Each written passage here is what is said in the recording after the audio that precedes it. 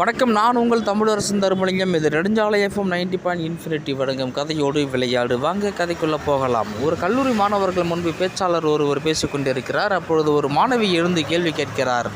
ஐயா, இந்த வாழ்க்கைக்கு தேவையான ஒரே ஒரு தத்துவம் எனக்கு வேண்டுமே என்று கேட்கும் பொழுது, என்ன எதை பற்றி உங்களுக்கு சந்தேகம், கேளுங்கள் என்று சொல்லும் பொழுது அந்த பெண்மணி கேட்கிறார் மாணவி, ஒன்றுமில்லைங்க ஐயா, நல்லவள் கெட்டவள் என்று சொல்கிறார்கள். என்னையெல்லாம் நல்லவள் என்று சில பேர் பாராட்டவும் செய்கிறார்கள், சில பேர் தோற்றவும் செய்கிறார்கள்.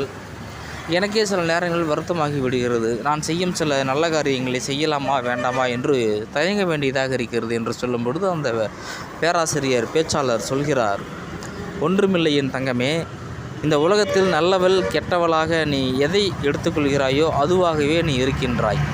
இப்பொழுது நீ நல்லவள் என்ற அடிப்படையில் சில காரியங்களை செய்கிறாய். அதன் மூலம் நல்ல பாராட்டுகளையும் பெறுகின்றாய், கெட்ட தூற்றுதலையும் பெறுகின்றாய். அது இரண்டுமே உண்மைதான். ஏனென்றால் நல்ல காரியங்களை செய்யும் பொழுது சிலர் அந்த நல்ல காரியங்களை நல்லபடியாக அனுபவித்து உன்னை நல்ல விதமாக போற்றுகிறார்கள், நீ வாழ வேண்டும் என்று ஆசைப்படுகிறார்கள்.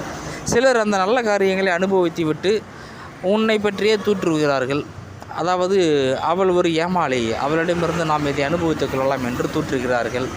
இப்பொழுது அதை தூற்றும் பொழுது கேட்ட நல்லவர்கள் அவர்களும் உன்னை தூற்றுவார்கள், இப்படி ஏமாளியாக இருக்கிறாயே என்று.